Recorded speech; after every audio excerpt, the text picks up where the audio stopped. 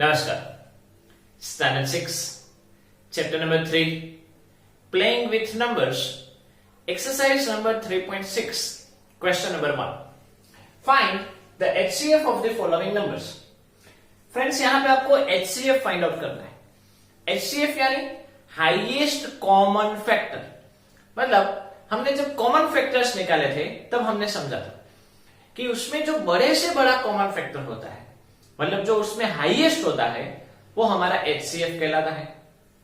हमको क्या करना है कि जो नंबर दिए गए हैं, जैसे कि पहले में 18 एंड 48, उन दोनों के फैक्टर्स निकालने हैं, उन दोनों में फिर जो कॉमन फैक्टर्स हैं वो लिखने हैं, और उसमें जो बड़े से बड़ा है वो हमारा एचसीएफ कहलाता है। उसके अलावा फ्रेंड्स दूसरी मेथड है जो हम मोस्ट प्रोबेबली यूज करते हैं। तो हम जो दूसरी मेथड है उसको एचसीएफ फाइंड आउट करने के लिए यूज करेंगे। अगर आप वो जो आपने मेथड सीखी है कॉमन फैक्टर्स वाली वो करोगे तो भी चलेगा, और यहां पे हम अभी जो सीख रहे हैं वो करोगे तो भी चलेगा। लेकिन एचसीएफ के लिए अभी जो हम मेथड कर रहे हैं वही प्रेफरेबल है। तो फर्स्ट 18 एंड 48, तो दोनों के प्राइम फैक्टर्स निकालो। 18 एंड 48 के प्राइम फैक्टर्स निकालो। 18 के प्राइम फैक्टर तो 2 के साथ 9 यानी 3 3 7 एंड 3 1 7। ओके। 48 में 2 के साथ डिवाइड करोगे तो 2 24। यूनिट में इवन है, मतलब 8 है, 8 यानी इवन है, मतलब वो 2 के साथ डिवाइड होगा। अगर आप इसको 2 के साथ डिवाइड करोगे तो 24। फिर से 4 है, वो इवन है, तो 2 के साथ डिवाइड करोगे तो 12। फिर से 2 के साथ यानी 6, फिर से 2 के साथ तो 3, फिर से 3 के साथ तो 1। मतलब 18 यानी क्या हुआ, 18 के प्राइम फैक्टर निकाले तो 2 इंटू 3 इंटू 3, एंड 48 के प्राइम फैक्टर अगर हम निकालें तो 2 इंटू 2 इंटू 2 इंटू 2 इंटू 3। तो इसमें कॉमन क्या क्या है, ये 2 पहला कॉमन है, मतलब एचसीएफ में हम देखेंगे तो 2, दूसरा ये 3 और ये 3, 2 कॉमन हुए, मल्टीप्लाई बाय 3। यहां पे तीसरा 3 है, मतलब दूसरी बार 3 है, लेकिन यहां पे दूसरी बार 3 नहीं है, मतलब इसमें ये 2 कॉमन फैक्टर निकले। तो दोनों प्राइम फैक्टर है, मतलब दोनों का मल्टीप्लाई करना है। 2 3 6, मतलब 18 एंड 48 का एचसीएफ क्या कहलाएगा, 6। याद रखो जब फैक्टर्स आप निकालते हो तब उसमें जो हाईएस्ट है वही आपका आंसर होगा, उसमें मल्टीप्लाई करने की जरूरत नहीं है। लेकिन जब आप प्राइम फैक्टर्स निकालते हो, मतलब इस तरह से, तब जितने भी कॉमन नंबर निकल रहे हैं उसका मल्टीप्लाई करना है। सेकंड नंबर 30, तो 30 के प्राइम फैक्टर्स 2 के साथ डिवाइड करोगे तो 15, 3 के साथ डिवाइड करोगे तो 5, और 5 के साथ करोगे तो 1। 42 में 2 के साथ डिवाइड करोगे तो 21 है, वो 3 के टेबल में आते हैं तो 3 7 7 एंड 7 1 7। मतलब 30 यानी क्या हुआ, 2 इंटू 3 इंटू 5। 42 यानी क्या हुआ, 2 इंटू 3 इंटू 7। तो एचसीएफ क्या होगा, दोनों में कॉमन कौन है, 2 3, तो 2 इंटू 3 यानी 6। दोनों में कॉमन कौन हुआ, 6।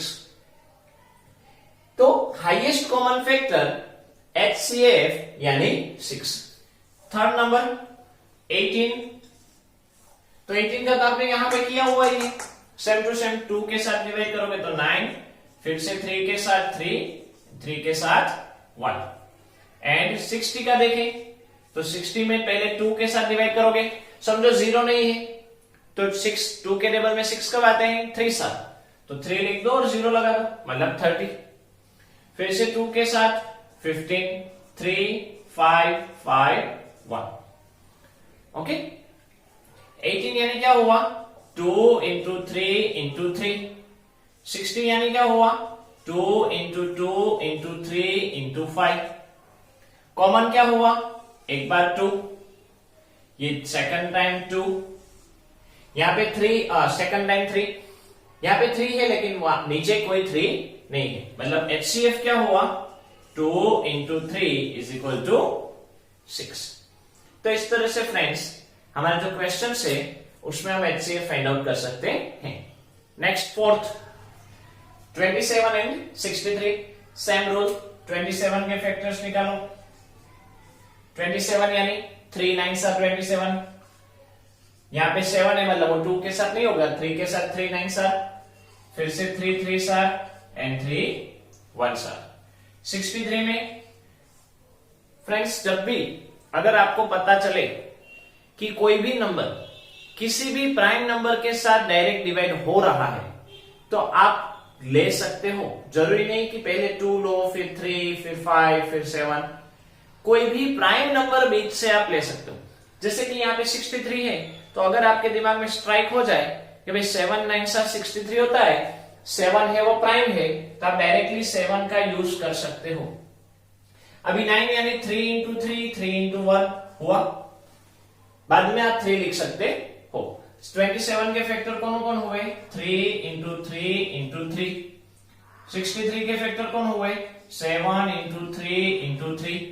कॉमन कौन हुआ 3, दूसरी बार 3, तो HCF क्या होगा 3 into 3 is equal to 9। Next है 36 एंड 84। 36 के फैक्टर्स, 36 के फैक्टर में दूसरा, अगर फ्रेंड्स आपको पता चले कि ये नंबर 36 है वो किसी भी टेबल में आ रहा है लेकिन वो नंबर कॉम्पोजिट है तो भी आप उसको लिख लो। आगे क्या करना वो मैं आपको कहता हूं। समझ लो कि ये 4 के टेबल में आ रहा है, 4 9s are 63। अभी 9 तो आपको पता है 3 3s are and 3 1s are, okay आपने लिख दिया। नेक्स्ट आगे बढ़ते हैं 84 में डायरेक्टली आप इसको 2 के साथ डिवाइड कर सकते हो, तो 2 के साथ डिवाइड करोगे तो 42 आएगा। अभी आपको पता चल रहा है कि 42 यानी 7 और 6 आ रहा है, 7 प्राइम है तो डायरेक्टली 7 into 6 लिख दो।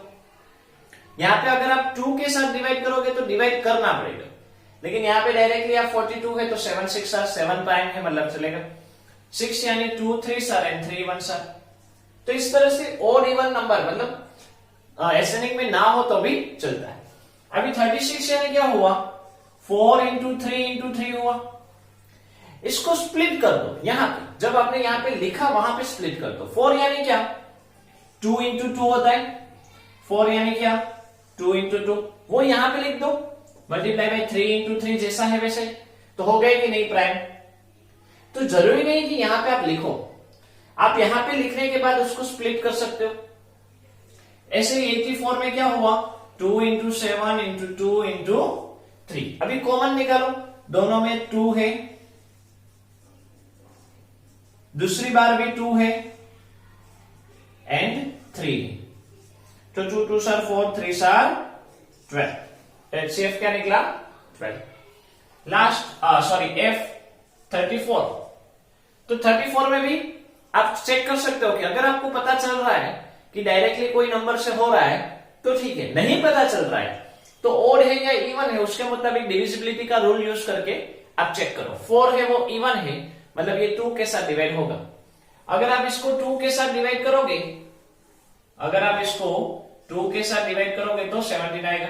जैसे कि यहां पे हमने समझो किया 2 1s are 2, 2 7s are 14, क्या आंसर आया 17।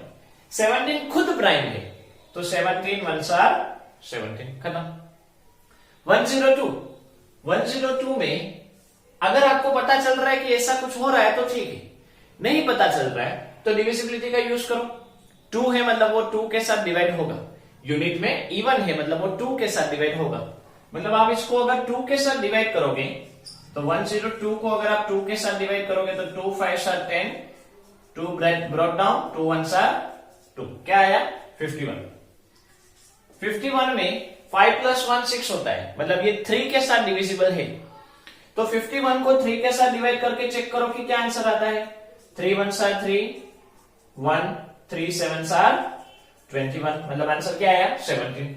इसको 3 के साथ डिवाइड किया तो 17 प्राइम है तो 17 1s are 17।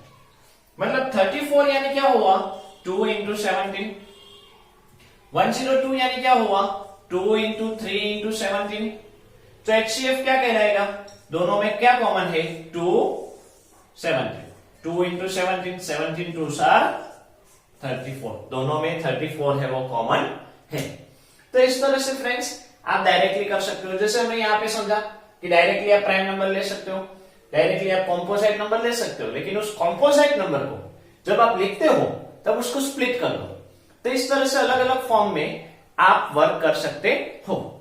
नेक्स्ट अभी फ्रेंड्स नेक्स्ट क्वेश्चन में आपको 3 डिजिट दिए गए, तो तीनों डिजिट का अलग अलग फाइंड आउट करो और तीनों में जो कॉमन हो वो आपका HCF कहलाएगा। देखते हैं कि मान लो कि पहला है, मतलब 3 डिजिट में पहला ऐसे G1 70 105 एंड 175, तो पहले 70 का देखते हैं। 70 यानी 10 के साथ डिवाइड होगा, 10 7 70, 7 प्राइम है तो 7 इंटू 1। अभी फ्रेंड्स जब 17 के फैक्टर आप लिखो तब 10 को स्प्लिट कर दो, 10 की जगह पे 2 इंटू 5 लिख दो, तो यहां पे आपका वर्क कम हो जाता है। वरना यहाँ पे क्या करना पड़ेगा, आपको 2 लिखना पड़ेगा, 2 के साथ डिवाइड 70 डिवाइड बाय 2 अलग से करना पड़ेगा, वो हमने काम निकाल दिया। 105 में यूनिट में 5 है, मतलब वो 5 के साथ डिवाइड होगा, तो डायरेक्टली 5 के साथ डिवाइड करो। 5 के साथ अगर आप डिवाइड करोगे तो 21 आएगा, 21 यानी 3 इंटू 7 एंड 7 इंटू 1। 175 में भी यूनिट में 5 है, मतलब ये 5 के साथ डिवाइड होगा, 5 3 स्टार 15, 17 में से 15 जाएंगे तो 2, 5 ब्रॉट डाउन मतलब 25 यानी 5। आप अलग से साइड में डिवाइड करके चेक कर सकते हो। 35 यानी फिर से 5 के साथ 5 7 स्टार एंड 7 1 स्टार। 70 की जगह आप क्या लिखेंगे, 10 इंटू 7 लिखोगे, 10 को स्प्लिट कर दो, यहाँ पे 2 इंटू 5 लिख दो। 10 यहां पे लिखने की भी जरूरत है, 10 की जगह पे 2 इंटू 5 लिख दो। यहां पे नहीं लिखा, लेकिन हम क्वेश्चन में जब हम फाइनली लिख रहे हैं वहां पे आप लिख लो। तो 10 की जगह 2 इंटू 5 और मल्टीप्लाई बाय 7। 105 यानी 5 इंटू 3 इंटू 7। 175 की जगह पे क्या आएगा, 5 इंटू 5 इंटू 7। अभी तीनों में जो कॉमन है वो हमारा HCF कहलाएगा। तो तीनों में आप देख रहे हो कि 5 है वो कॉमन आ रहे हैं, दूसरा 7 है वो कॉमन आ रहा है, तो 5 7 सार 35 हमारा HCF कहलाएगा। ओके, इसी तरह से जो H1 दिया गया है उसको देखते हैं। तो 91 के फैक्टर्स, 91 अगर आपके दिमाग में डायरेक्टली स्ट्राइक हो जाए तो डायरेक्टली यूज करो कि भाई 13 7 स्टार 91 होता है। 13 है वो प्राइम है, मतलब लिख सकते हो 7 1 स्टार 7, खत्म। फिर है 112 अगर आपको पता चले कि भाई इसका मल्टीप्लाई करेंगे तो ये आंसर आता है, तो आप डायरेक्टली लिखो, जैसे कि 14 8 स्टार, 16 7 स्टार, 112, कुछ भी पता नहीं चल रहा है तो 2 के साथ डिवाइड कर लो डायरेक्टली। 2 के साथ आप डिवाइड करोगे तो ये आंसर आ जाएगा। लेकिन आपको समझो कि समझ में आ रहा है कि 112 यानी 16 इंटू 7 भी होता है, 14 इंटू 8 भी होता है, तो आप दोनों में से कुछ भी लिखो। समझो कि आपने 14 इंटू 8 लिखा, 8 यानी 2 4 2 2 2 1, क्लियर। नेक्स्ट 49 यानी 7 7 स्टार एंड 7 1 स्टार। 91 की जगह पे क्या लिखेंगे, 13 इंटू 7। 112 की जगह पे क्या लिखेंगे, 14 इंटू 2 इंटू 2 इंटू 2।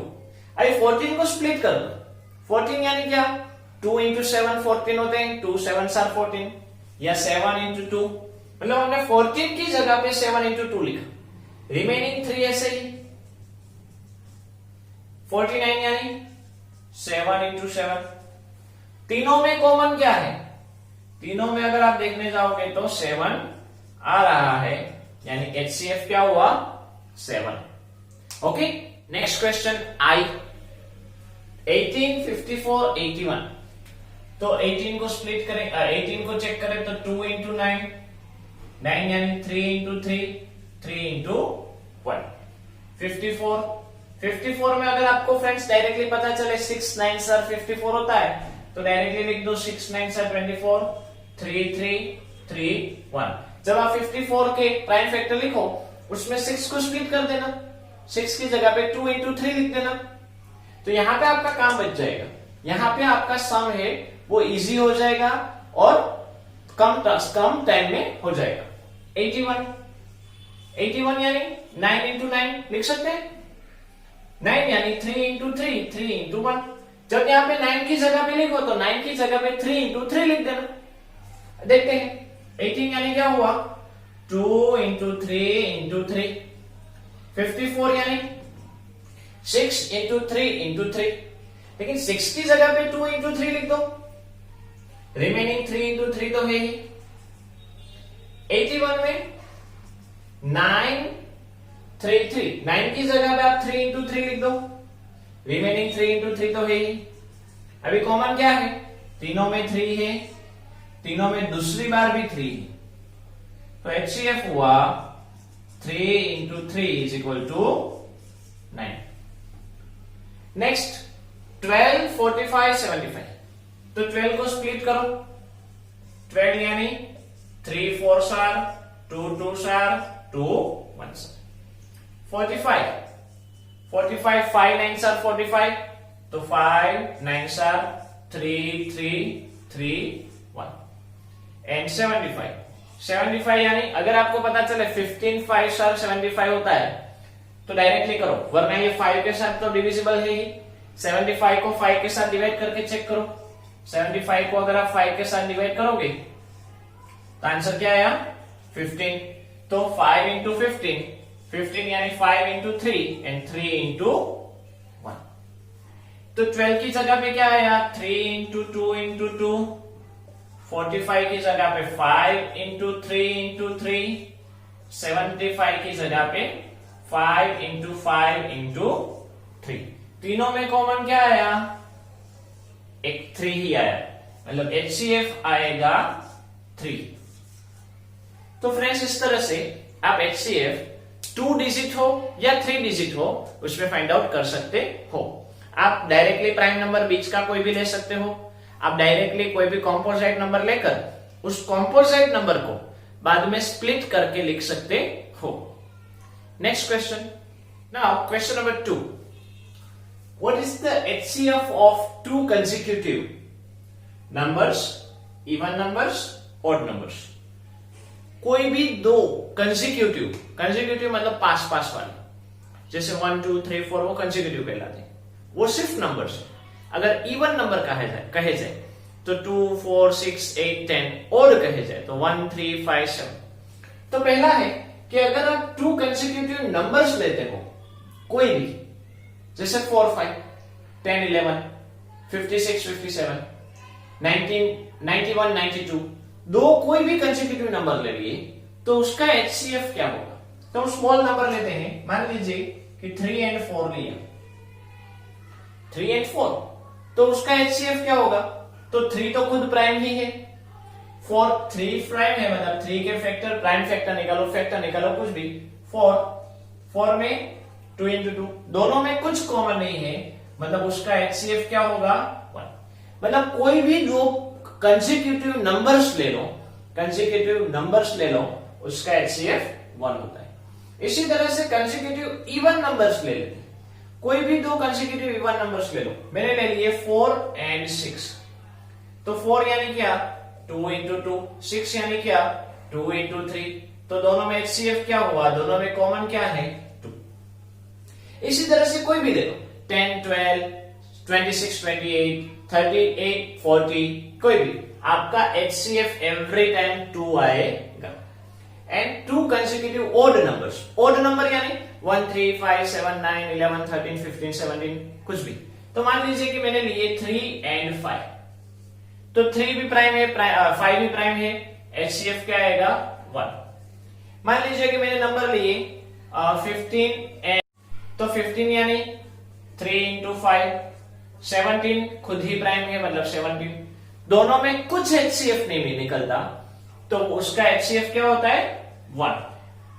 दोनों में कुछ ना होता है तो क्या होता है 1। जैसे यहाँ पे मैं मल्टीप्लाई बाय 1 कर दूं दोनों में तो आंसर में कुछ फर्क नहीं पड़ेगा, तो दोनों में HCF क्या निकला 1। मतलब क्या कि अगर दो कंसेक्यूटिव नंबर्स हैं तो उसका HCF 1 निकलता है, दो कंसेक्यूटिव ओड नंबर्स हैं तो उसका भी HCF 1 निकलता है, दो कंसेक्यूटिव इवन नंबर्स हो तो उसका HCF 2 निकलता है।